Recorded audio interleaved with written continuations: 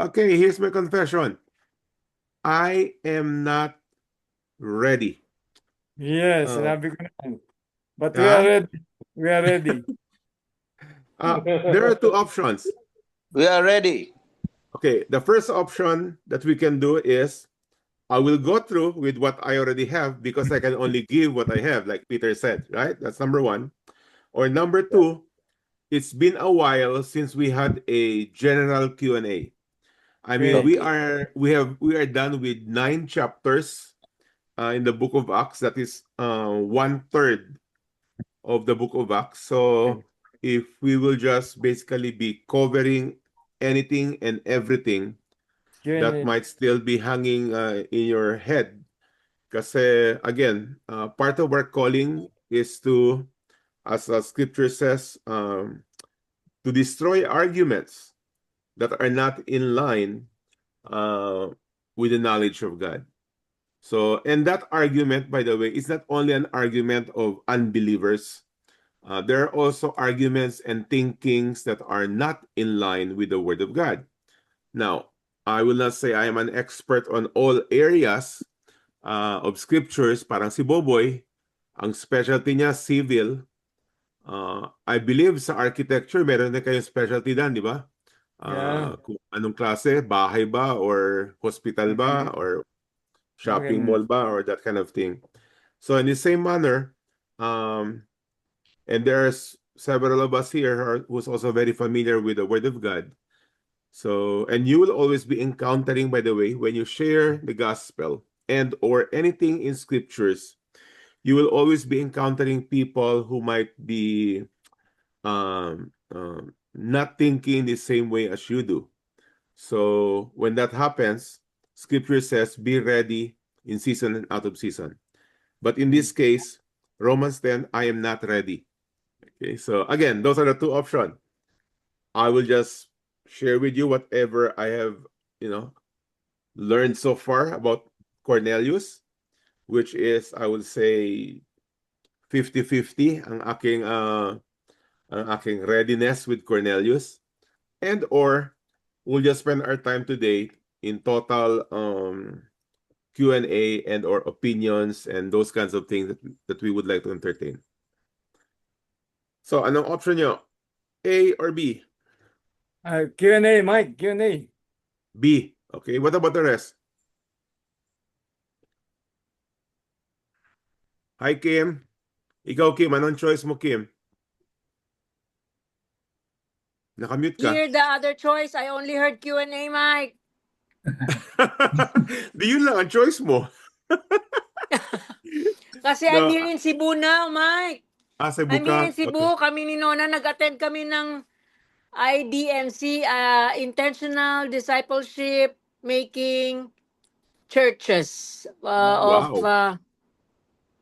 sino ba ito? Heavy. Si Pastor Edmund Chan of Singapore. Oh, di ko kilala. Anyway, I was just saying I can give a half-hearted Romans 10, 1-8 about Cornelius because I am ill-prepared. And or the second option is Q&A. Danny's option is Q&A. So, Okay na, Q&A din. okay. So the rest of you, Det, ikaw. Okay. All right. So we'll start with the Q. Who wants to start with the Q? Or C, clarification, question, comments, clarification, and or answer. You can also give the answer. Mike, Yeah. question. Anything Uh-oh. under the sun? Facing under the sun? I Ano yun? mean, dapat ba may topic na nakafocus lang yung questions o Oh. anything lang? Ngayon ko na narinig yun na. Facing under the sun. No, there is no specific topic. Like, anything under the sun. Anything under the sun. Yeah, anything under the sun. Thank you, Det. Kasi, we've been going through Walang sun 1/3 dito dahil of the gabi book of na. Acts. Bernadette, paano ngayon? Wala nang sun kasi gabi na. Even if you don't see the sun is still there. Under the stars. S-O-N. Anyway, yes. Kim, let's start with you. Kasi Mike, ewan ko if I have to say this, pero di ba, I'm attending this conference and the two speakers are brilliant, they're very good. But one is a woman who is the wife of Pastor Edmond Chan, Uh-huh. and she calls herself Pastor Ann Chan. Okay. So, is there really, I mean, I'm sure she doesn't naman siguro preach during Sunday services like that. But during conferences, she's always there. I was told na in the past, she's a speaker in conferences of this. Okay. What do you say about that? Because, Yeah. My first saying about that is that that group is a Pentecostal group or a charismatic group, because only charismatic group do have women pastors, either charismatic Mhm. and or lately, for example, ang grupo ni, who's this? Sino ba to? Yung sa Dan? Si Sino ba yung naalis sa Southern Pastor Baptist? Si Rick Warren. Rick Warren, who was, I'll use the word was, who was a Baptist for since time began, and then last year or 2 years ago, before his retirement, ang replacement niya, nag-ordain siya ng women pastor. So that has become a big Oh, issue. wow. Yeah, that has become a So, big issue. And so after going back and forth, and not only about that and other things that he is teaching, he was basically cut off from the Southern Baptist denomination. Yeah, kasi it boils down to 1 Timothy 2. Am I right? 1 Timothy 2. Yeah. Where Paul's, let me show you my screen. Dali lang, ha? Saan ka na? Where are you? Oh, Doesn't matter. bakit tumunog yun? Andali. You violated the first rule of your system, which is Oh. only trade when you're in the state. Oh, Set up by the- evangelical What is that? dito, evangelical Hold on, ang hold tawag daw. So, ano? Bakit nawala yung... Ano nangyari? There you go. Oh, I'm sorry. Bakit naging double screen to? Ano ba yan? You know, I already told you, I transferred to a PC. So, it's decades that I'm an Apple user. Just So, double-click that bar, Mike. naging Yung double pinaka-top. screen. Weng, how do I do this, Weng? Naging double... Double-click lang yung screen that you want. Or maximize. Maximize. Oh, you mean sa another desktop? You went to another Yeah, desktop? in one window, two things comes out. In one window. Yan. Dali. Dalawang side-by-side na naka-arrange. Oo, dalawang side by side. How do I take off the other one? I-double-click Ha? mo lang yung isa. I-maximize mo lang. Ala. Para mawala siya sa side-by-side view, i-maximize mo lang yung isa. Okay, you know what? Never mind. I will open another window. It takes too much time. The question of Kim, she's attending right now a conference. Ba, ano ba yan? Discipleship or what? conference, Mike, on discipleship. By the way, let me ask first question. Who invited you in that conference? There are 26 delegates from TBC. Kasama na ako doon. Sina Liam, sina Pastor Jerome. We have 3 pastors and si Yeah. Nona Pido. Pero who invited you? Who brought that up? Who, ano? Sa Living Word, si Mel Caparas. Pastor Living Mel Word dyan, Caparas. sa Tacloban yan? Ang Living Word? Hindi, Living Word sa Cebu. Mega Church sa Cebu. Okay. Doon ang venue. Okay. So, again, typically, when you attend conferences, you already have an idea what the topic will be about, depending on who is organizing the, what do you call this? The conference. Yeah. Then secondly, not because the speakers are, usually foreigners, in this case Singaporean, then automatically it is something that you would want to, automatically, kasi, foreigner, Americano or Japanese or whatever. And then thirdly, you need to understand already automatically, or not automatically, but by researching kung what will they bring the table. So again, I do not know who decided sa grupo nyo, sa TBC, I mean sending 20 plus what do you call this? Delegates. Delegates. That's a lot of money. So anyway, let me go to verse 12, 1 Timothy 12. May I know anong issue, Mike, sa pioneers? Sorry, na-late ako, hindi ko na inabutan si Kim. Women Ano bang issue? pastor. Women pastor.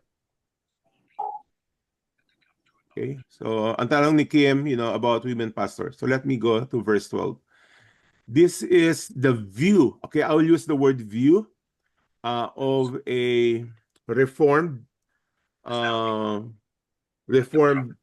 theology. So let me start with verse 12. I do not permit a woman, to teach or to exercise authority over a man. Rather, she is to remain quiet. So that is one of the verses. There are other verses, but this is kind of the main verse where Paul says to Timothy, remember, Timothy is a young pastor himself, and also warned him about how to choose a potential trainee, other pastors. In chapter 3, this is chapter 2.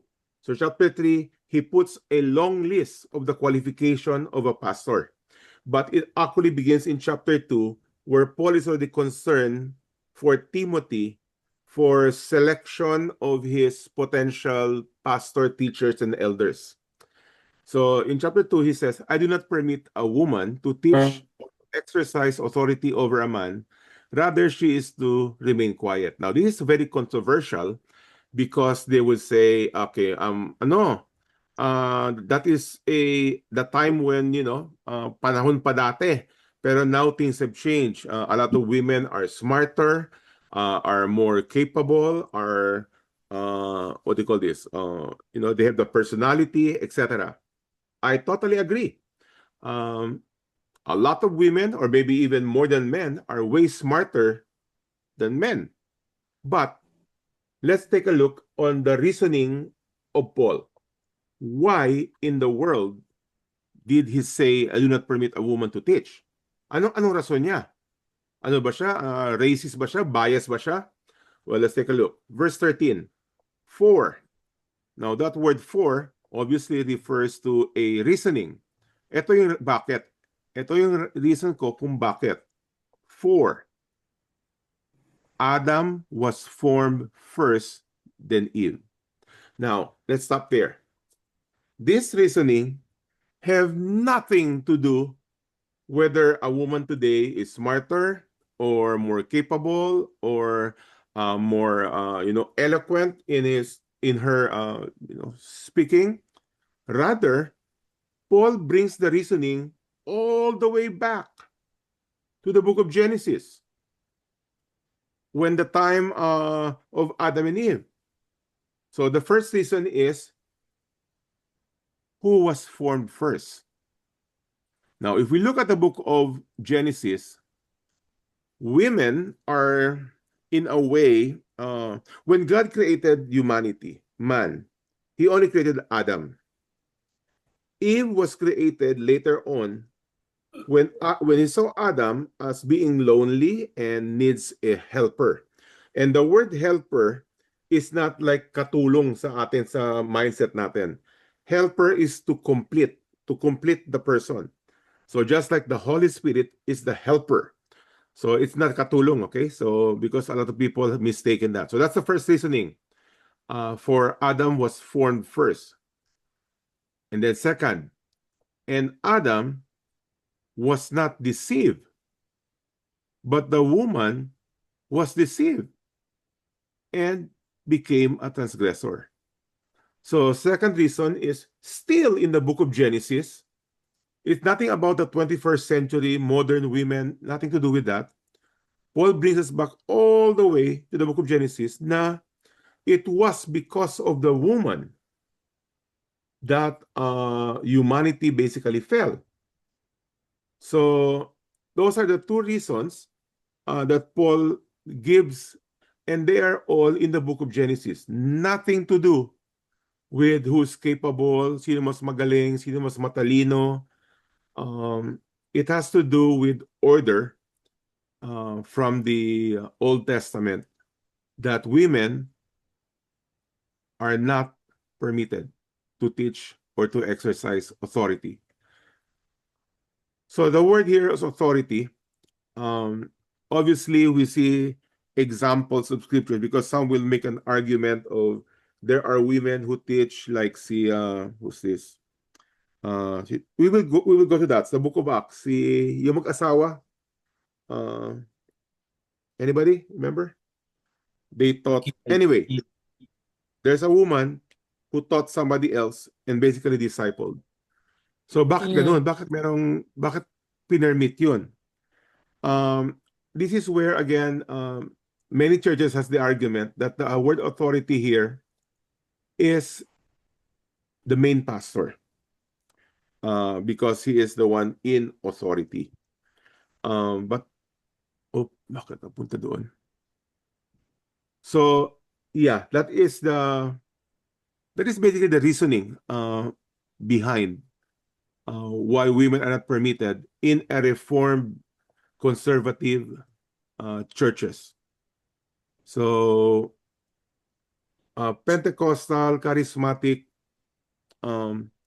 basically would not touch on that verse.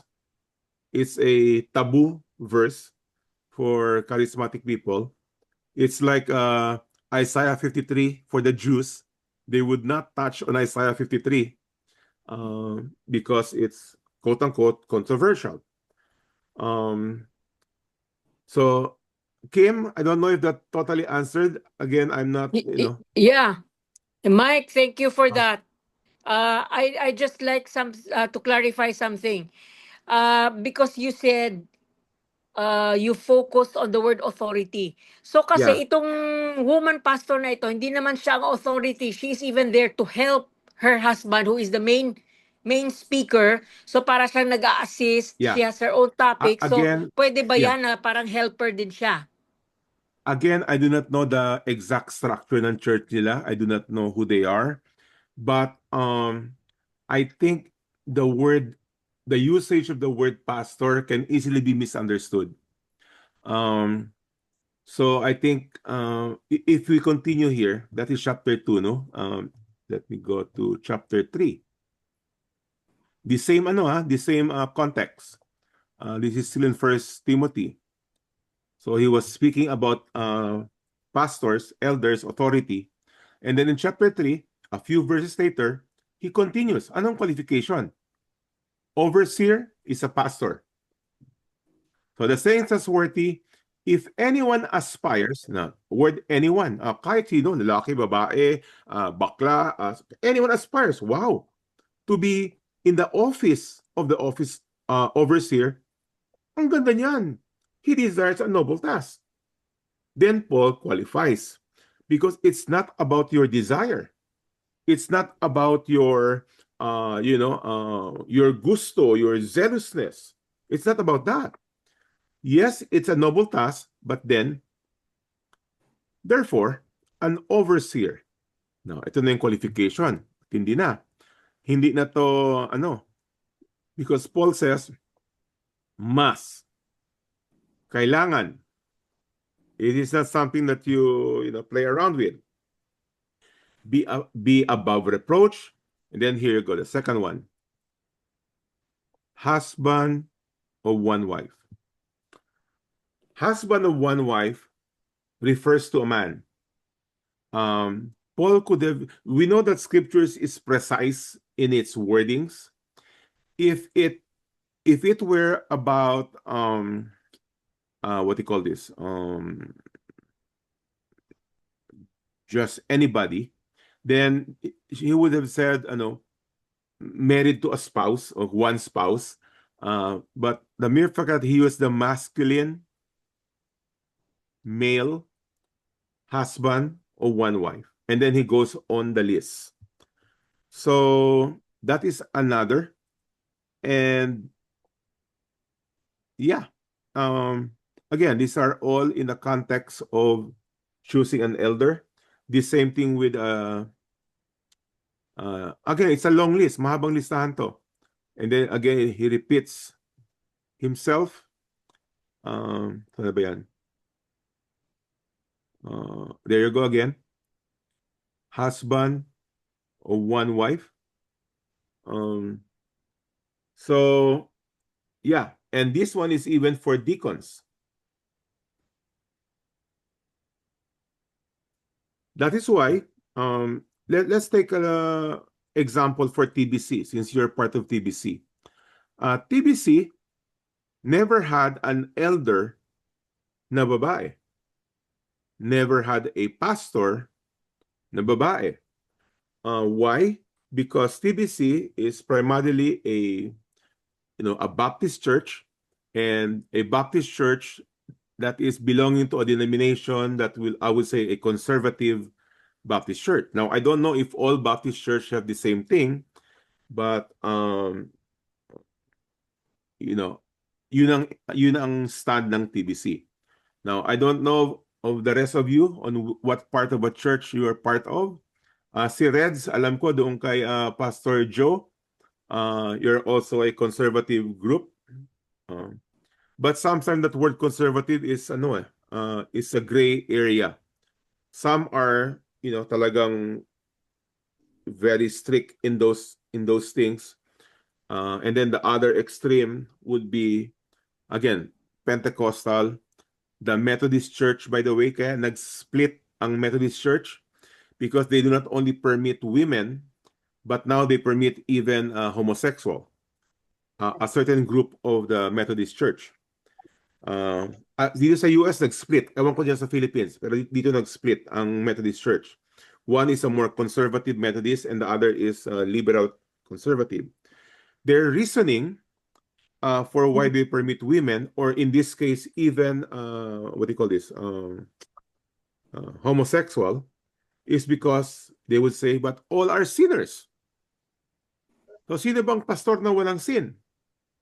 So, if that is the case, then basically everybody is acceptable. And there are churches and groups that will reason out that way. Na, they will permit, for example, their pastor to be living in sin. Kasi ang reason, bakit ikaw? Wala ka bang kasalanan? That kind of mentality. Yes, I totally agree. There is no one, not a single one, who is without sin. But we are people of the Lord who will want to keep on aligning ourselves to the Word of God.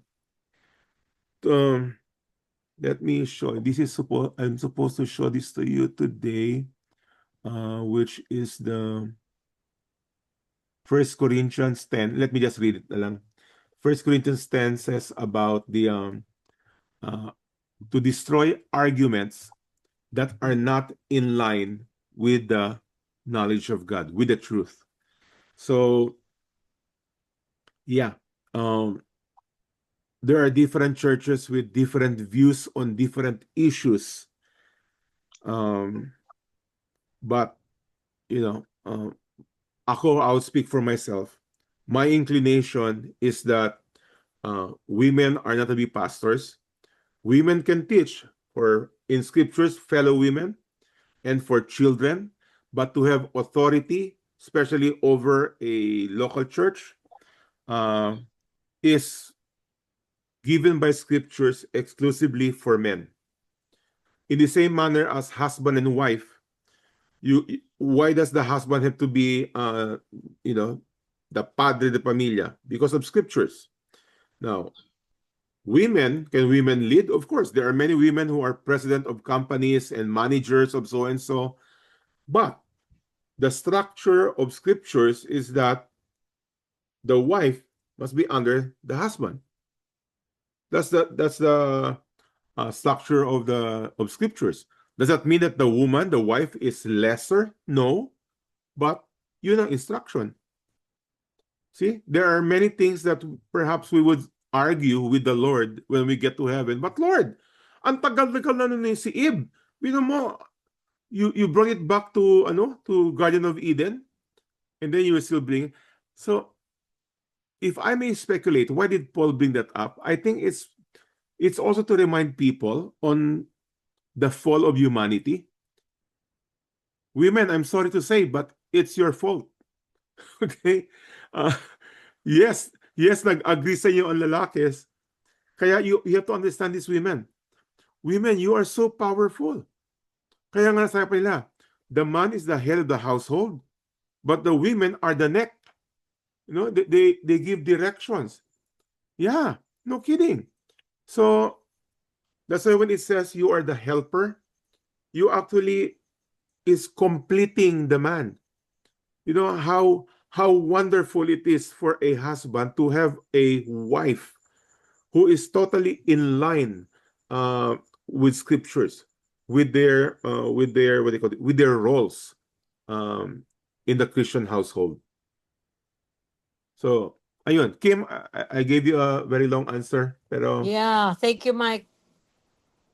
oo. Mike, pwedeng tanungin natin si Kim, ano bang nakita niya na naging issue ng babae? Kasi kung nag-assist lang siya sa asawa niyang pastor, siguro walang issue. Siguro merong ginawa yung babae doon sa Well, she is one of the seminar. speakers, number one, and she is called a pastor, the title. Yeah. Oh, So, She's called the pastor. She was whether addressed she's as only a pastor. helper or not, it's still like I said, titles are very dangerous. As a matter of fact, not only that, there are people who are called pastors today, lalaki, pastor, but are not qualified to be pastors. You recently And attended. First Timothy 3 is very clear for the qualification. Yes, Carlos? I recently attended an intentional discipleship conference. One of the speaker, yung si Edmond Chan.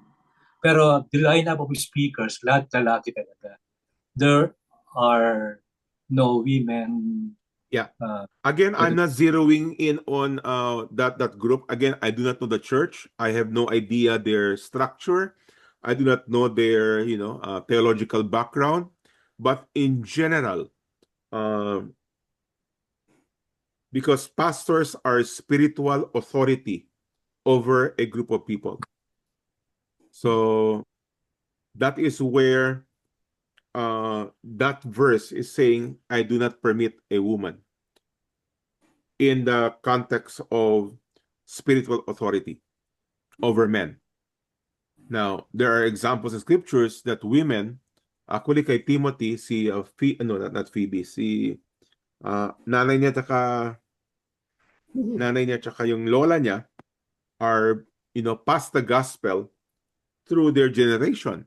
And Timothy came to know the Lord because of his mother.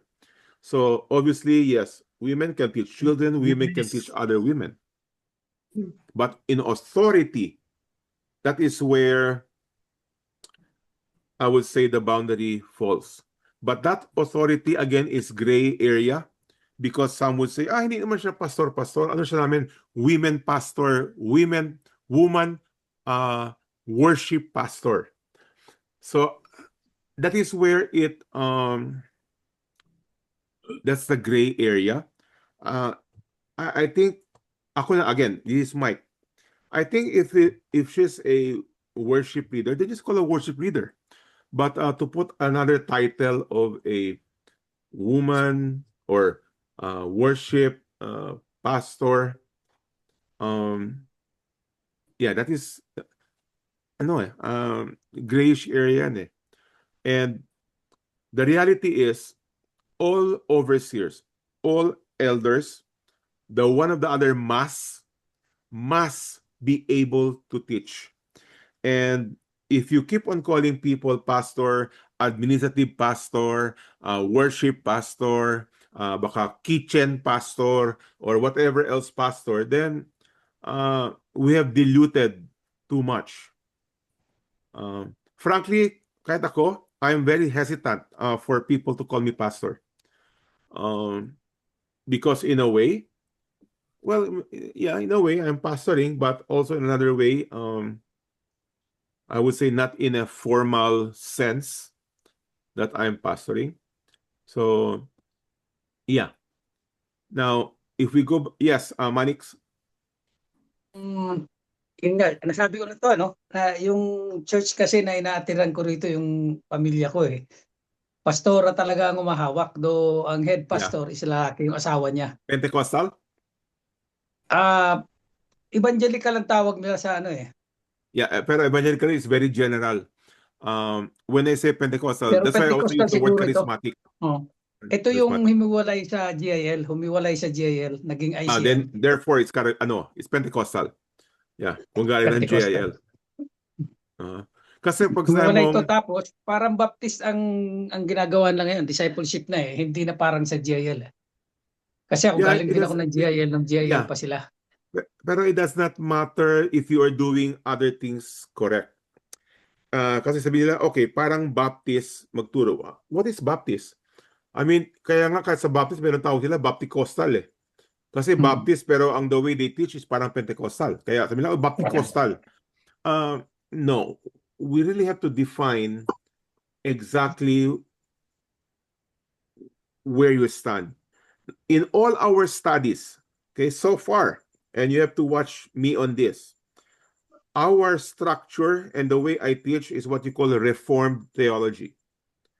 Reformed theology is sticking to the word. I don't pull out anything else from, sa illustration ng ganito or ng ganon. I just stick, and my primary commentary is the word of God itself. In other words, I permit scriptures to explain scriptures. So I do not pull out culture. Ang culture natin ngayon iba na. Ang mga babae pwede ng ganito, pwede ng ganun, may women's right. So that is culture. But I stick to the word.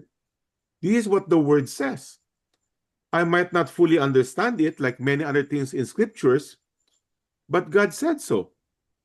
So again, we go back to the doctrine of the sovereignty of God. Who am I? Well, scripture tells me who you and I are. Ano ba sa scriptures? We are dust. We are mud. We are nothing. Yeah. Kaya, I pulled out Isaiah from last week where God says to Isaiah, but where were you when I created the world? The same thing with Job. Job was complaining, Lord, bakit mo pinayagan mangyari ito? It's almost like saying, kung ako yung Diyos, iba ang structure ko.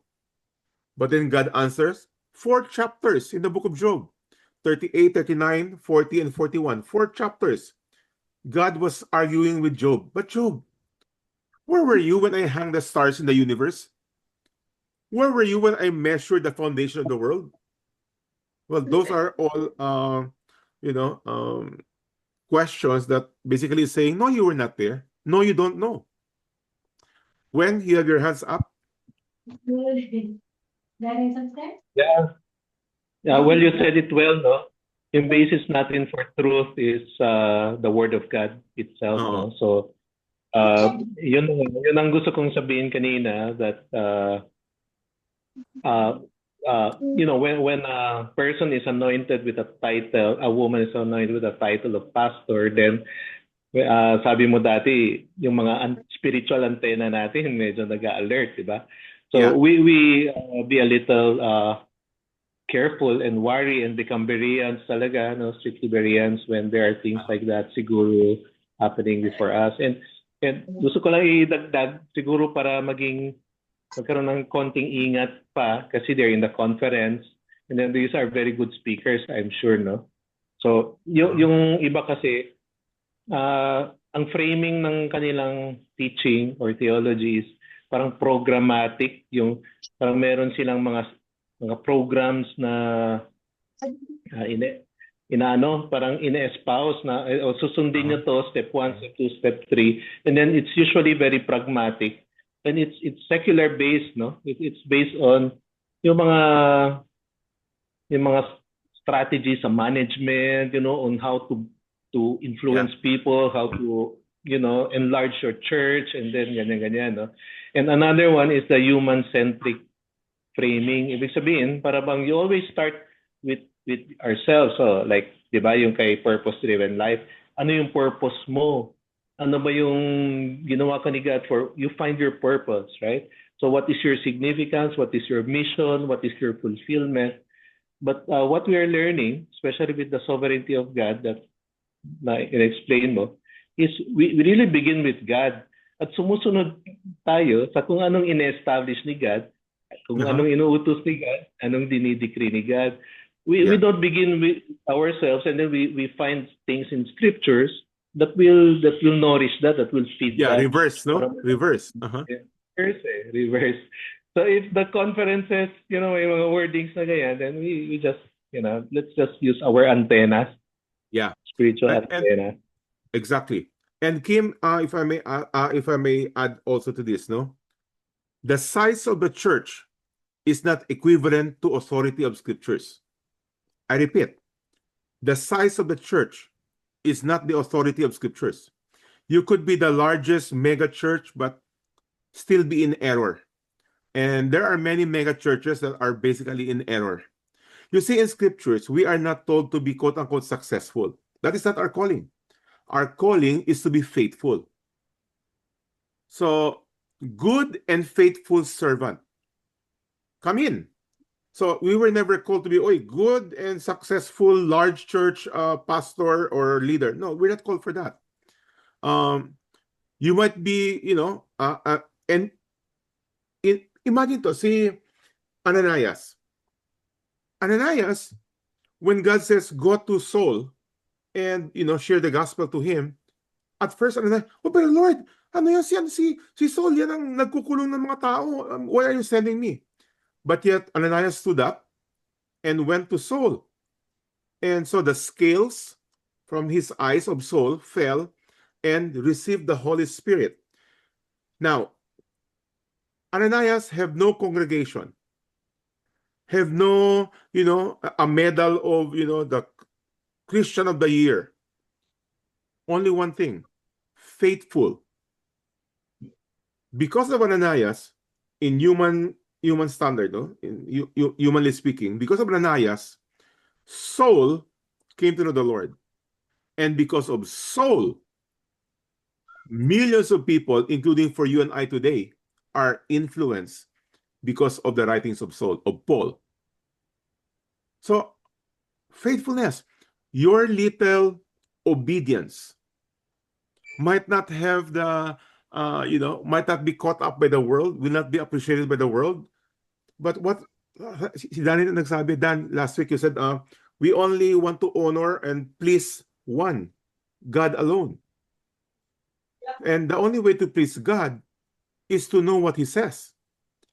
And so, even in our study of scriptures, that's why we always have a Q&A, is to clarify things.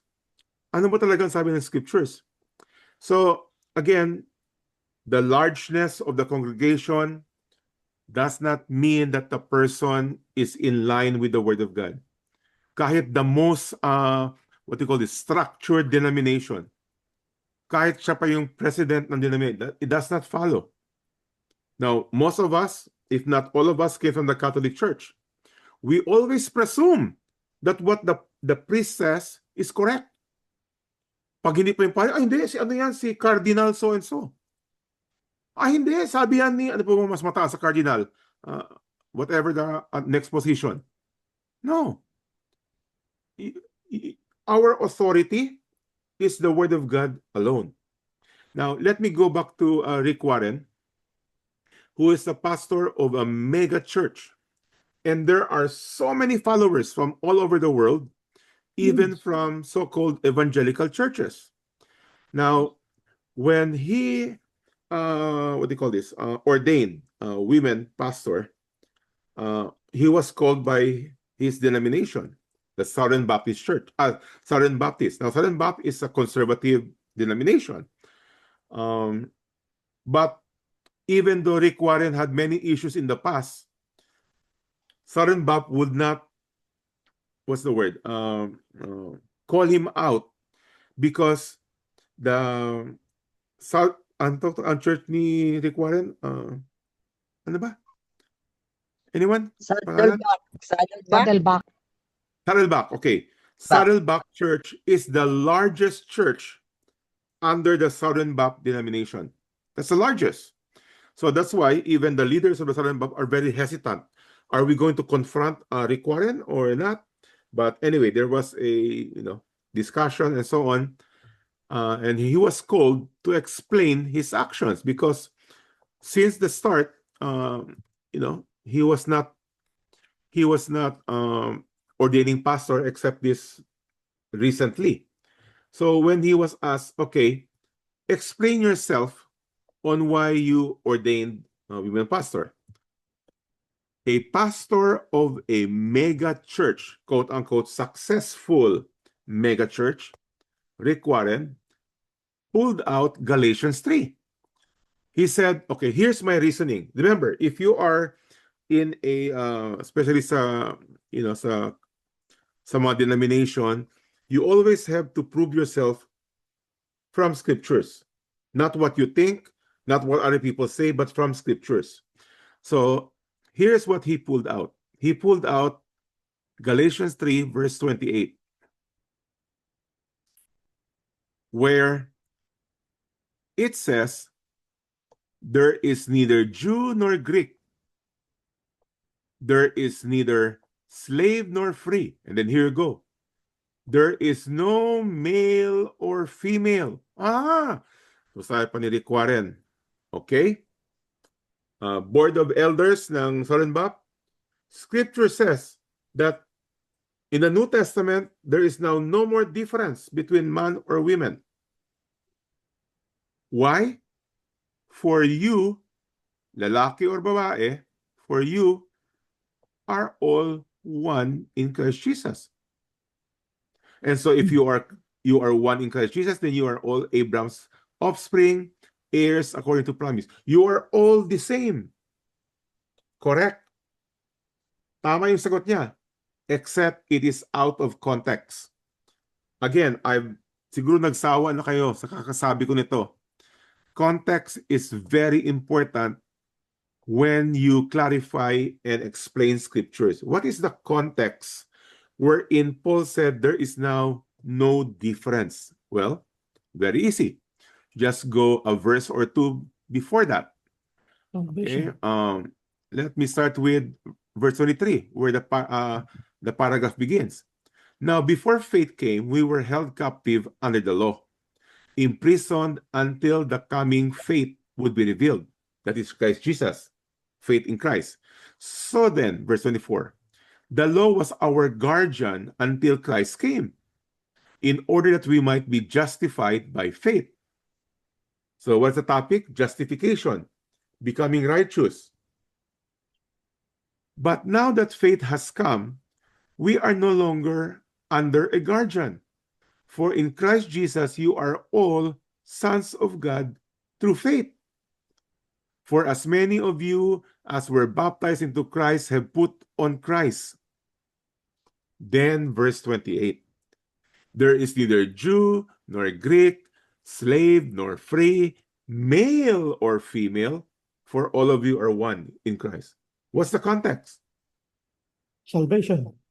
Salvation. That there is no difference between the salvation of a man or of a woman, salvation between a slave or a free man, or anything else. Salvation is the same for every human being. There's no difference. That is the context. But now if you say, ngayon pwede na kahit ano, kasi there is no more male or female. By the way, I've heard other people who reason out with Galatians 3 for same-sex toilet. Lalaki babae. Kasi wala nang pinagkaiba. You see that kind of reasoning? That is what Paul is saying in 2 Corinthians 10, that we are to destroy arguments that are not in line with the Word of God. So, hindi lang porket nakasabi sa scriptures, but also what is the context, what is the surrounding of it when it was said. Diba? So, I also give this example a lot. Hindi porket sa Bible you should follow. For example, scripture says, go and multiply. Does that apply to everybody? Isa, ilan ba anak mo isa? Isa lang? Isa lang ang anak mo isa? Dalawa. At dalawa, bakit dalawa lang? Dalawa lang. Dapat go and multiply. Nag-multiply. Di na. Adalat Okay. sa kiblang yaw. But here's the point. Again, I've met Christians who are very faithful Christians. Dito sa US, he has 15 children. Sabi ko, wow, ganda naman, 15 children. There's nothing wrong with that. But he gave the reasoning. He said, because scripture says, go and multiply. Now, obviously, I did not argue anymore because we were in a public place. Pero if he only said he has 15 children, I have no problem with that. But he gave a scriptural support to why he has 15 children. Kasi raw sabi ng scriptures, go and multiply. Now, what's the context? The context of that verse, of that command, number one, is given to Adam and Eve. It was not given to the whole population. It was given only at the time when there was only two of them. Adam and Eve, go and multiply. So if you take that command and apply it to yourself today, and you become a teacher of scriptures, and tell your congregants, yung mga, every time meron kayong marriage counseling, okay, one of the things that the Word of God says, kayo, mag-aasawa kayo, to have a lot of children. Now, I can be very serious in my tone of voice. I can be, properly dressed up like a pastor. But that doesn't count. What is important is the teaching. Sometimes kasi we qualify a good pastor by the way, yung boses niya, ang ganda. Talagang, parang kay Manix, talagang pang radyo, ang ganda ng may niwala ako kaagad. No? Doesn't matter. Ay, magaling magbihis yan, no? Very, hospitable. Well, that's good. But that's not the issue. If that is the case, then John the Baptist will not qualify. Did you know that? John the Baptist was wearing a camel's hair, yung kanyang damit, tapos yung merienda niya, grasshopper. Baka sabihin mo, ay, ano ba yan? Anong klaseng pastor yan? See, this is where we have to, Lowell was saying earlier, we have become so much secular that we use the techniques of the world to bring in people. So that's the problem now. Oh. Magaling magsalita yan. I nominate for so-and-so to be our elder. Magaling magsalita. Ay, ano yan? Negosyante yan. I nominate so-and-so. No? That's why what? Hebrews tells us, not all of you ought to be teachers. Not all of you. But may kasabihan rin na in the land of the blind, the one-eyed man is the king. So that is why we have pastors today that are not properly equipped, because in their particular group, maybe he is the most qualified. Okay? But I will also say this. If you are part of that particular group, I would rather drive, many kilometers to find a church wherein is far more inclined to obedience to scriptures than just something that is komportable kasi kapitbahay ko lang, kasi anak yan ng kumare ko ang pastor. That's not the basis. Not the basis. Okay? Any more? Mike, Yes, Blair. can I share this beautiful example no, about leadership in on the Old Testament, Numbers 12. It's about Oh. Moses, Miriam, and Aaron. Oo. Kasi there's a time na Aaron and Miriam spoke against Moses. Mhm. They said, as the Lord has truly spoken only to Moses, Uh-huh. or he has also spoken through us. So the Lord was displeased no sa nangyari na yun, and they were called outside the camp. Correct. And the question is that why is it that only Miriam was punished with the leprosy? Bakit Bakit hindi si Aaron? Oo, di ba? Pareho sila eh. Pareha sila. Correct. Pareho sila. Yeah. Again, I do not know why. It doesn't say why doon. Pero you are correct. Ngayon ko lang napansin yun. Only Miriam was punished for the same, quote-unquote, for the same sin of Aaron, kapatid niya, at saka si Miriam, who was going against the authority of Moses, who was the appointed leader of God.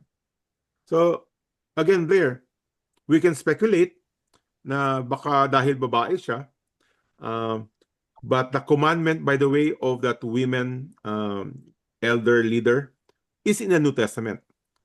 I don't know if there's any commandment in the Old Testament that says only men can lead. I do not know. So parang di ba? Parang just saying that God has really designed or ordained that office only to men. Parang Yeah, ganun again, ang labas uh-huh. niya eh. Heavy ang Kasi- heavy ang authority and responsibility ng men. Kaya for Kasi those of us men, you need to rise up because you need to be the main person to lead your family in particular in the things of God. Dapat ang lalaki. Now, again, going back to our culture, Filipino culture, most of the people who are far more quote-unquote faithful, ang babae kaysa sa lalaki. That should change. That is not scriptural. Scriptural is for the man to lead. Now, if you are the wife, you need to support your husband to rise up into that position. See?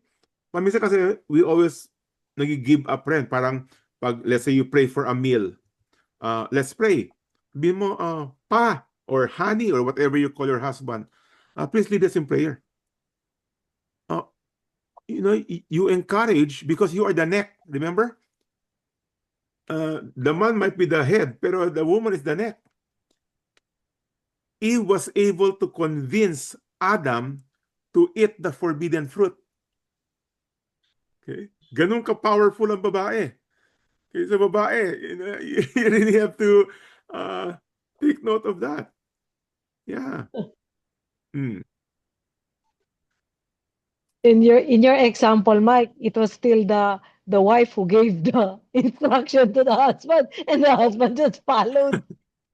Well, you could say that, but the thing is, you're giving, the authority to lead. Yeah, you're right. There you go again. Yeah. Pero you need to encourage. Ano, Weng? Sin ni Sin? that was Adam's sin, no? Bakit contrary to God, di ba? What God established. I think Sumunod giving lang siya. instruction Same is context, not wrong. same context, Mike. Bakit yung case ni na Abraham Sarah, walang punishment kay Sarah? Anong walang punishment kay Sarah? Diba, sabi ni Sarah, Abraham, you lay with my maid Keturah so I can have a child. What do you walang punishment? We are living in a world right now receiving those punishment. Because yung ibig sabihin ko, in the same way na yung kanina, yung question ni Blair na bakit si Miriam punished with leprosy pero si Sarah we do walang not know. punishment We do not on know. her. We do not know why, but there are many times that the Lord will give the punishment as a result of the action. And again, this is what I like to say. Your action, sometimes, you do not get the punishment, but results in the next generation and the generation to come. See? So again, we have to watch out Because our that was given to David. Klaro yung kay David. I will not do this in your lifetime, but this will happen after you. yeah. So Yung again, I do not consequence. know why in the case of Abraham and Sarah, but we do not know the whole story, obviously, because scriptures was only very specific on what Sarah has done afterwards. Do we know exactly what happened in their life? We don't know. Okay, when we get to heaven, we'll ask Sarah. Yeah, I mean, yeah, because otherwise we will go to the role of speculation. And that is another thing. We don't want to fall and teach scriptures according to speculation. Do not speculate. We do not know. If scriptures is quiet on a particular topic, then be quiet. We cannot say, pero sa palagay ko, ano eh. That's very dangerous. Because in our case, we say palagay ko, pero people will say, hindi, sabi ni Boboy ganito eh. They did not hear the words palagay ko. Ang narinig nila, sabi ni Boboy. Ang iba pa hindi. Sabi ni Attorney Borja, na matindi na yan. So now we carry on the title. See, the title is very heavy. Sabi ni Pastor. Sabi ni Reverend so-and-so. Oh. So, again, that's a big example kay, itong sabi ko kay Rick Warren, a pastor of a mega church uses Galatians 3:28 to support his ordination of women. Totally out of context. Now, I do not listen to him. I do not listen to any of his sermon, even in the past. I did not even read his book. But that gives me a clue that he is a preacher of, not really precise with what he's saying. Sino ba sabi kanina? Si Lowell ba yun? Dapat yung spiritual antenna natin mataas. And your spiritual antenna is only high if you know scriptures yourself. Otherwise, pag sabi ng pastor, Amen? Ang sagot ng mga tao, Amen. No, you don't say amen to everything. Kaya lang ang problema kasi ang structure ng Sunday services natin, typically, there's no room to say, Pastor, time out. May question ako. You don't have that room. Okay? You just sit down and, be faithful and then, you go home. Yun ang structure ng ating services. So, any more? Valerie? No question? Comment? Nini? Ellen? Randy? Reds? Sino pa?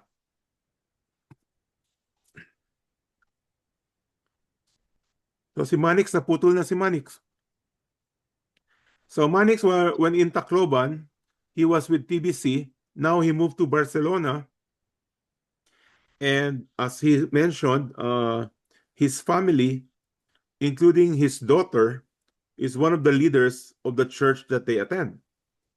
It is a breakaway from JIL, Jesus is Lord. Sa Pilipinas, kilala niyo yan, Eddie Villanueva, right? So they are a breakaway, but it's being led by a woman pastor. So what do you do then? Now, I will not decide for Manix, but if I were in his shoes, I would move out to something else, to somewhere else. Not because the woman is not a good preacher. There's a lot of women who are expert preachers. They are great salespeople. Oh, Bernadette here. Bernadette, di ba, you just received a reward. A woman salesperson. Yeah. She'll be given. Saan ka pupunta? Sa Netherlands ka ba pupunta? Or where are you going? Sa Europe? Okay. Why? Kasi magaling magsalita si Bernadette. Ha? Ano? Bakit walang audio? Okay. Yeah. Sa Norway What does it? daw. Netherlands. Ano eh? Sa Norway, pupunta si Sa Dede. Norway. Okay. Yeah. So why? Because she's an excellent speaker. Ang galing, Bernadette. Kaya, don't sit down with her. Okay? Pag alis mo, meron ka ng karga-kargang insurance policy. That. But yeah, women are great speakers. But that's not the basis. See, the basis is the book of Genesis. So, yeah. Any more? We have plenty of time. Where we can talk about any other topic besides the book of Acts. Oh, bumalik ka si Manix. Manix, nawala ka. Any more? Na. Siguro mga members kayo ng mga Perfect Church, no? Palagay ko mga Perfect Church ang mga inatendan nyo.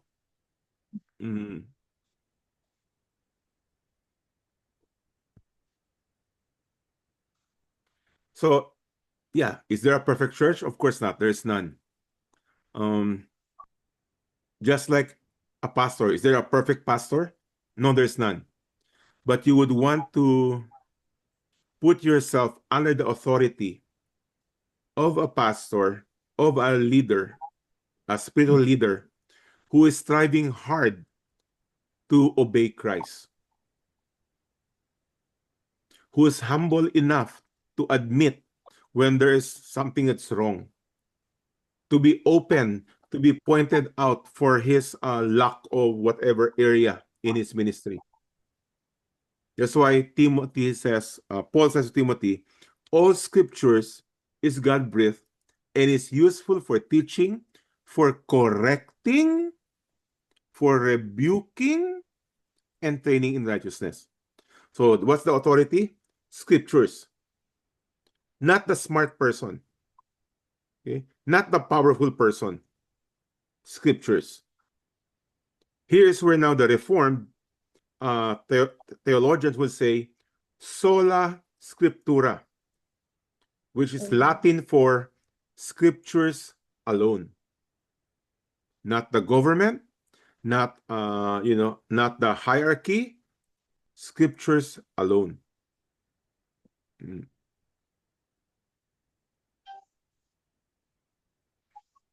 Any more? Kasi some people are more, it's a lot more, what do you call this? Submissive to their local church, local pastor, denomination, than scriptures. Now, it's not saying that you should not respect your pastor. You should, you must. But the authority is the word of God.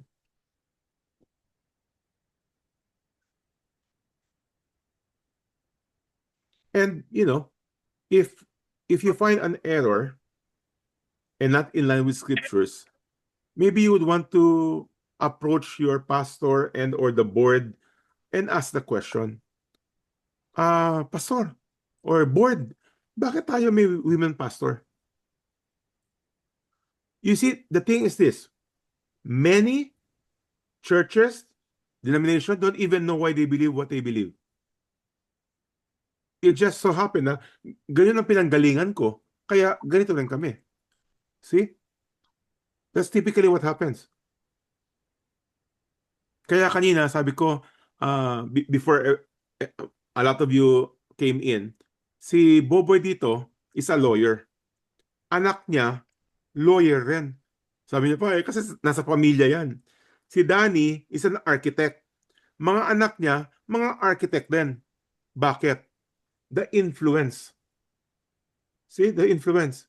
Now, why is a particular local church functioning in that particular way? Dahil sa mother church, kung saan siya galing. See? Yun ang thing. Mike? Yeah. May additional lang, parang hindi ko pa sige. masyadong, yung bang when sa Genesis, yung sinabi na because it was, because Adam was not deceived, Eve was deceived. Ibig ba Aha. sabihin yan, can we generalize that women are easily deceived and men are not easily deceived? Oh, it was Well, no, very specific to actually Eve. in that, remember when God says, "Oh, Adan, ba't mo kinain yan?" Kasi si babae eh. Babae, bakit mo kinain yan? Kasi si Ahas eh. Mm. The thing is this, we do not want to take responsibility. We always want to pass on and reason out whatever we have done, good or bad. Actually, mostly of the bad. We reason out, dahil si ganun eh. Dahil si ganun. But that's not good reasoning. Because you and I are all responsible for our words and our action. So both of them are deceived. But in the between the two of them, between Adam and Eve was the one who listened to the serpent. So technically, Eve was deceived first. And then she convinced Adam. So, yeah, lalo na tayo dito yung mga malakas yung convincing power, no? Be very careful. What are you convincing people about? And we convince people not only with our words, we also convince them with our action, with our priorities, with where we spend our money. We are all convincing people what is important in our life. Di ba yung commercial dyan sa Pilipinas, naalala ko pa dati pa yun eh. Nescafe yata yun. Ginagawa ng bata ang nakikita nila na ginagawa ng matanda. Something like that. Okay? Yeah. We're teaching all the time. Whether you have a pulpit or not, you are teaching all the time.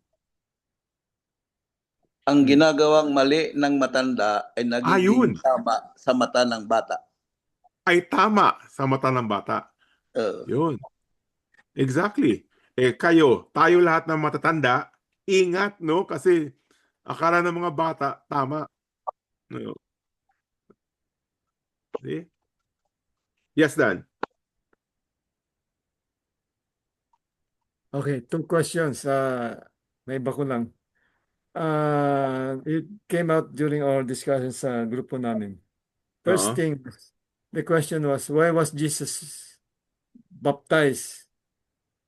Anong rason ba't siya He was not baptized because of sin.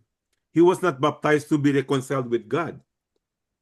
He was baptized because it was the culture and the practice and the model to show people for baptism. That's the reason why. No, okay. But the other question, I got this from a commentary that Jesus want to identify with the people, that's to validate that he is associating himself with us as human beings, but he is sinless, di ba? Yeah. Kaya nga, to model for us to follow. Now, second question was, sabi nung isang, actually Pentecostal ito nagsabi na, si Jesus, during the time na baptize siya, wala pang Holy Spirit sa kanya.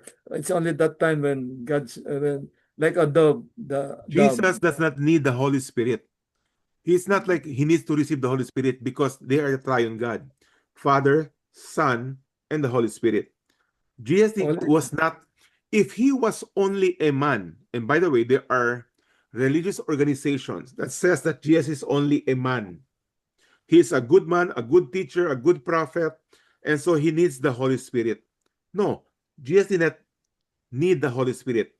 It was only the Holy Spirit coming down as a dove, and the voice of God, the Father, this is my beloved Son, is a confirmation that he is the sent out Messiah, not because he needs to receive the Holy Spirit. So yes, Dan, there are groups of Christians who would say that Jesus received the Holy Spirit. No, he did not receive the Holy Spirit. It was affirmation that he is the sent Messiah. So both by the Spirit, by the coming of the dove, and the voice of God the Father, who says, This is my beloved Son, whom I am well pleased. Mhm. Okay. Next question, Mike. Actually, your comment on this. Yung baptism of the Holy Spirit. Diba? Unless you're in, babaptize ka muna ng Holy Spirit para ma-confirm na believer ka. Kailangan Yeah. test Again, ka that comes from a charismatic mentality and teaching that they separate the baptism of the Holy Spirit and water baptism, for example. And their definition of baptized in the Holy Spirit is if it is shown, proven by, primarily, number one, you speak in tongues. So when you speak in tongues, then you are baptized in the Holy Spirit. That is not how I view the word baptized in the Holy Spirit, nor do I see in scriptures explained what it means to be baptized in the Holy Spirit. Baptized in the Holy Spirit is when a believer, a non-Christian is indwelt by the Holy Spirit. And when does that happen? Upon repentance and faith, then that person is baptized in the Holy Spirit. The word baptized is to be immersed, is to be under the authority. So it is not proven by, nag-speak in tongues and or kung ano man ang ibang charismatic Pentecostal view on what it means to be baptized in the Holy Spirit. So, iba ang definition dan ng charismatic. And I don't know if any one of you belong to a charismatic group. That is how they define the word baptized in the Holy Spirit. When you start to, show some, some extra power. But true baptized in the Holy Spirit is invisible. It's invisible. But later proven by obedience to Christ. Okay. Next, Mike. Sorry, monopolize ko. Sige. Importante. Sabi ng isang member namin, nag-attend sa amin, hindi pa tapos ang Book of Acts. It's continuing until today. Well, if you say it is still continuing today for based on the mission of the apostles and disciples, yet it is continuing because we are still to carry the gospel to all nations. In that sense, yes, Acts does not end in chapter 28. We are now living in Acts 29 because we carry on the work of spreading the word of God in that sense. But again, in a charismatic group, their definition of the book of Acts continues today. They are referring to the apostles' gifting of word of wisdom, speaking in tongues, miracles, healing the sick, and so on. So you see, the same words, but different definition. So you have to dig deeper when a person says, we are still in Acts 29. So if you're viewing it from a conservative view, then yes, we are still in Acts 29. But if you're viewing it from the point of view of a charismatic Pentecostal angle, what they mean is that the spiritual gift that was given to the apostles to authenticate that they are messengers of God is still ongoing today. You see, again, yung angle lang, no? The same words. So be careful. When you talk to a Mormon and sabi niya, oh, parehas tayo because I believe in Jesus. No, you have to watch out. Who is the Jesus you believe in? So, you see those kinds of things? Kaya, pag sinabi mo lang sa isang tao, to be saved, you need to believe in Jesus. Well, 99% ng Pilipino, sabi nila, of course, I agree with you. But what do you believe about Him? What does He require of us before we can put our faith in Him? Even among evangelicals, ang repentance is almost erased. It's only believe in Jesus. Kay Rick Warren, walang repentance yung purpose-driven life book. Day 6. There's no faith in Christ without repentance. Welcome to the family kagad. Day 6. At saka mahirap, we want to make people think and feel that they are Christians somehow, automatically. No, our role is actually to make people doubt if they are Christians. Examine yourselves, therefore. Yeah, examine yourself to see whether you're truly in the faith.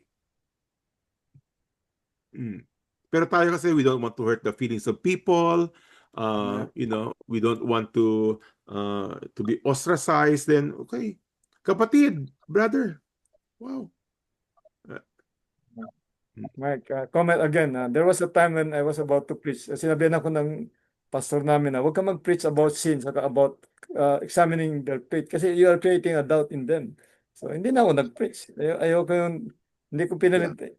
Again, that is a very sad thing because sin is a offensive topic. And if people are already coming to church, then why talk about sin and make them doubt if they are in Christ? So yes, there are many churches who will prevent from teaching hardcore teaching on sin because it's not a very ano bang word? Not very ano seeker friendly. Oo, hindi siya kasi marami iba kailangan no. Ang goal ng many churches is this to encourage the people. But what do you mean by encourage the people? Again, a wrong definition of the word encourage. A lot of people think that encouragement from the word of God is to make the people go home feeling good. No. Not condemn. Even the word encouragement in itself comes from two root words. In courage. You need to have the courage. The courage to what? The courage to obey God. That's the purpose. You encourage the people to be obedient to God. Not to feel good. Pero ngayon kasi, everything from the worship, you make people feel good. Ay, may goosebumps ako. Ang ganda talaga ng word. Tapos yung si pastor, God loves you just the way you are. That's baloney. We are enemies of God. See? Again, we really have to be careful about this. And Dan, again, I'm sorry that there are many churches that doesn't want to talk about sin just because, again, it's offensive. Why make people doubt? Why not solidify their belief? But the question is this, why solidify if what they're solidifying is wrong?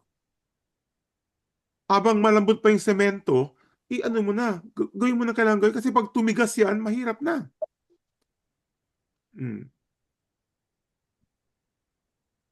Sa mga small group, isa pa to, merong verse babasahin, tapos, okay, let's go around the circle. What is your opinion about this verse? Patay. Gospel sharing. Oh, anong opinion mo? Anong impression? Anong take mo? Anong take mo? No, we don't have any take. This, again, the technical word for this, and some of you are familiar with the word, it's called exegesis.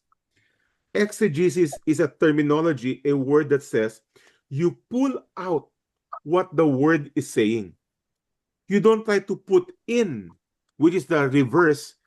It's called eisegesis. Eisegesis is you have your idea and then you find scriptures that will support your idea. That's eisegesis. But we don't want to touch any of those. We are exegetical teachers and preachers. We want to know exactly what the word is saying. To whom was it said? Why was it said? Where was it said? When was it said? Once you are able to gather all of that, then you can take principles that might apply to us. Because not all of it are applicable to us. Okay? Diba? Expository preaching. Expository. Now, some will say, kami expository. They know the word, but when you hear them preach and teach, they are not expository. Nag-Bible school ako, expository teaching. Yeah, right. Ang dami ko na narinig na mga so-called expository teachers and preachers, pero pagdating, puro their own concept and their own thing. Topical. They expose their ignorance. Expose their ignorance. But who said that, boy? But here's the reality. Most of the teachers, preachers, are actually very faithful people. Very faithful. They really want to teach the Word of God. Pero, yun nga, sabi mo, boy, sometimes it's because of ignorance, lack of deeper understanding of the Word of God. So, yun ang mga issue. But they are very faithful. They really want to serve God. How do I know that? Well, I'm one of them. But you see, not because I have that desire, doesn't mean that I'm correct. Desire doesn't make you correct. So, usually, nangyari yan, Mike, sa mga pass-on lang. Narinig ko ito kay A, narinig ko kay B, narinig ko kay C. Yeah, yung pass-on. exactly. Yung pass-on without checking kung sa Exactly. scriptures, kung tama ba yung sinabi ni A, sinabi ni B, o sinabi ni C. Exactly. Para maging kinukumbine mo silang tatlo. Yeah, exactly. Yeah. Kaya, yung mga, for example, doon sa mega church ni Rick Warren, now a lot of people will reason out with Galatians 3. There's no more difference between man and women. Why? Because they heard it from their pastor without checking. That's why we go back to the Bereans. Better are the Bereans than the Thessalonians, for they noble. check scriptures and see if what Paul said is true. Do you check and see if what your pastor or your Bible teacher is saying is true? Or amen? Amen. Galing ng Bible school yan. Galing ng Bible school. Could you imagine Apostle Paul as your guest speaker? Tapos, pag uwi mo, i-check mo, tama ba yung sinabi ni Paul? Tama ba? In context ba yun? See? Pero tayo kasi, somehow we were trained to, from childhood, listen to your parents. Even that one is taken out of context. What do you mean by listen? Do everything they say? Huh? Is that what it means? Yeah. See? What if your parent is saying to tell you to do something wrong against scriptures? So what does the Bible say? In the book of John, Peter and John, Peter and John, would rather obey God than men. Even though the government, the Bible says, follow and obey the authority. And yet Peter and John said, no, we'd rather obey God. Why? Because there are things that the authority or the government is saying that is not in line with the Word of God. Plenty. The same thing with parents. There are parents that are telling their children things that are not in line with the Word of God. So yes, in other things, obey, submit. Of course. But may boundary yan. When it goes against the Word of God, then I'd rather obey God than men.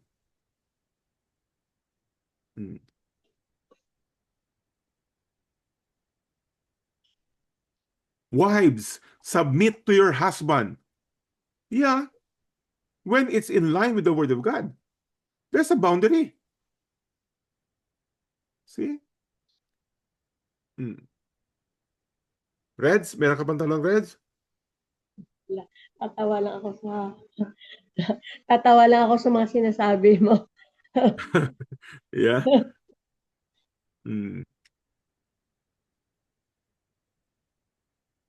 We have a couple more minutes. Ano pa? Ellen, you've been quiet.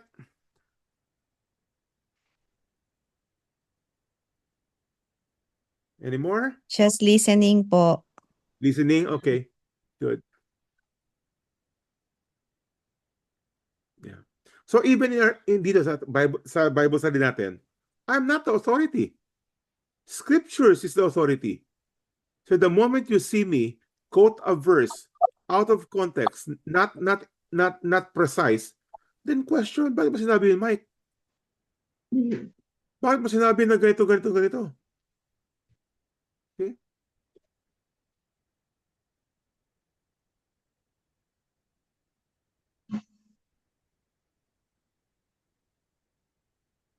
Any more? So, I think, for example, we covered charismatic group and or conservative group. So I'll just say ahead of time. Not ahead of time. I've been saying this a lot. I'm more in the conservative group, in the what you call Reformed theology. So stick to the word and explain the word by the word. Okay? Not pulling it out from somewhere else. Sola Scriptura. Does everybody know that? There are 5 solas. Huh?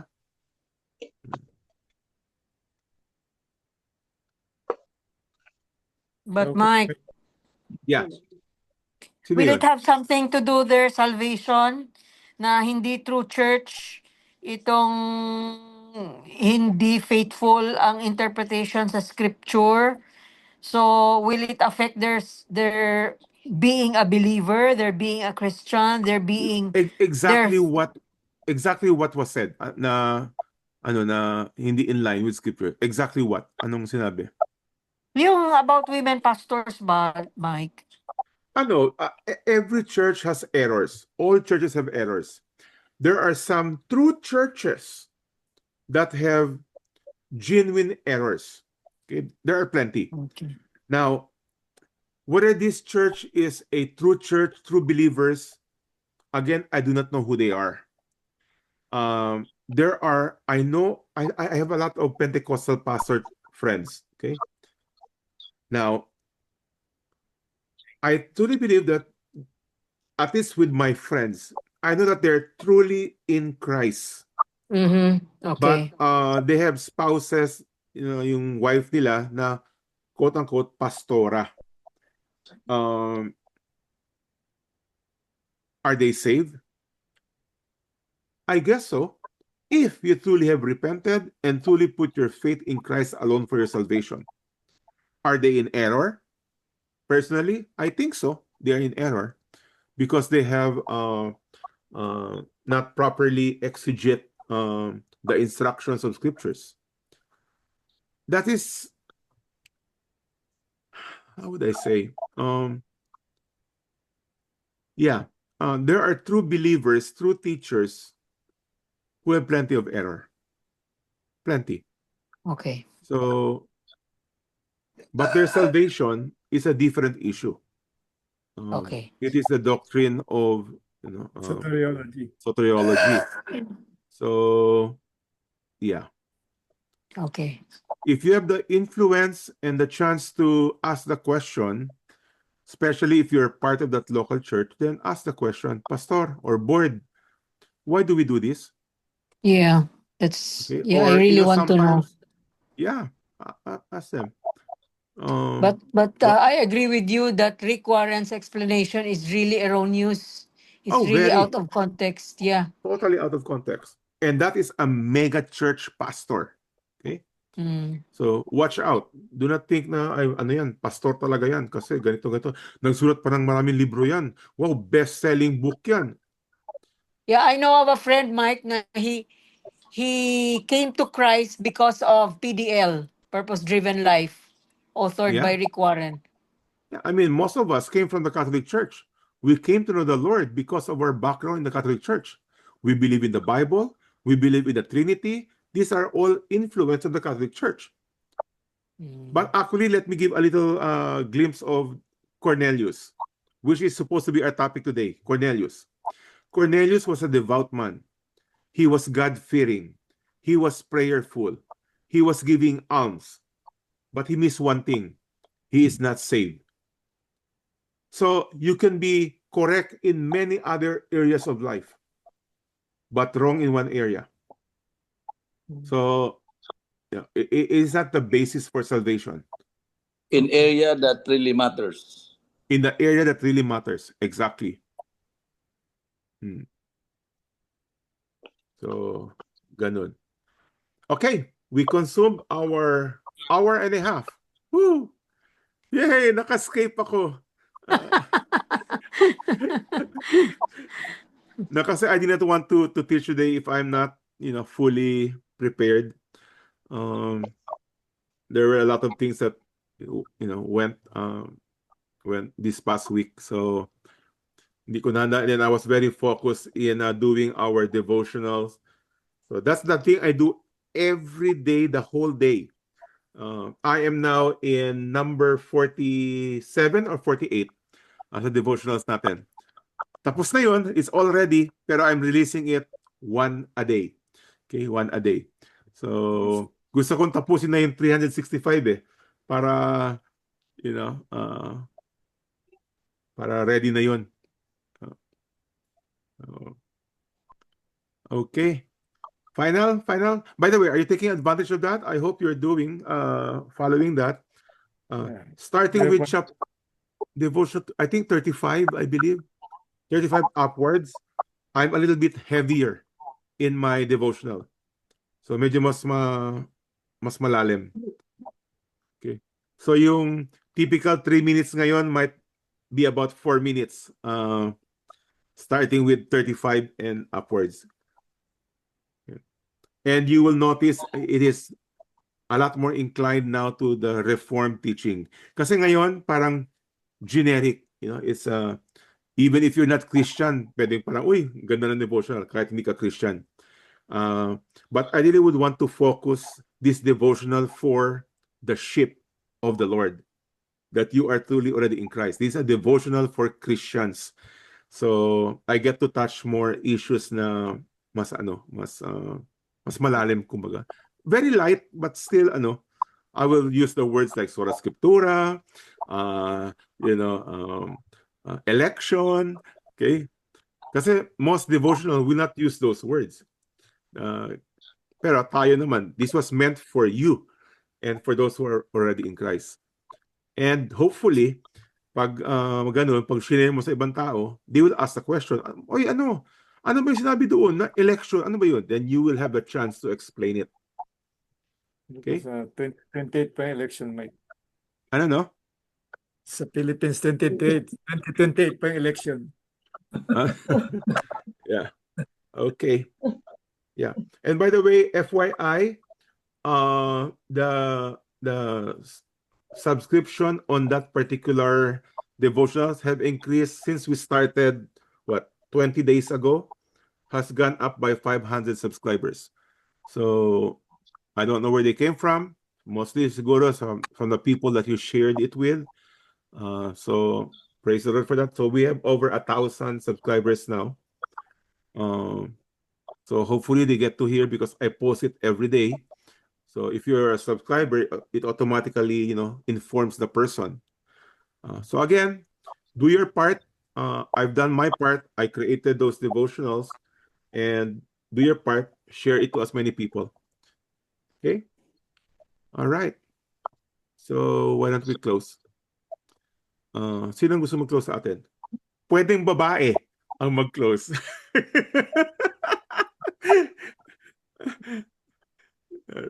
Sino gusto? Let's give to the babae. Sino gusto? Ilan kayo dito? 1, 2, 3, 4, 5. 5 kayo. Any one of you? Sino excited? He who desires to close us in prayer desires a noble task. Reds, I think I'll assign it to you, Reds. I don't think you have ever closed us in prayer before. Will you please, Reds? Okay. Sige. Okay, let us pray. Most gracious and loving Father, we just praise you, Lord, and we thank you for this time, O Lord, that we have studied your words. We continue, O Lord, to search, O Lord, the truth of your scriptures. Thank you for this time, and be with us, O Lord, and give us the grace, O Lord, to have the desire, O Lord, to be with a group, O Lord, every Saturday, so that we can continue to grow, O Lord, in our knowledge, O Lord, of the scripture. Thank you for Mike. Thank you for the rest, O Lord, who are here and are interested, Lord, who loves, oh Lord, to grow, oh Lord, to receiving knowledge and love as we wait, oh Lord, for the coming of Jesus. Thank you, Father God, for everything in Jesus' name. Amen. Amen. Amen. Amen. And what do you read Amen. sa likod ko? What does it say? Go be a blessing. Oh, be a Don't forget that. blessing. Don't forget that. Go be a blessing, everyone. Mike, Thank you. Good Father night. Promise. Veron. Promise next week. We'll talk about Cornelius next week. Promise. Promise. Okay? Sige.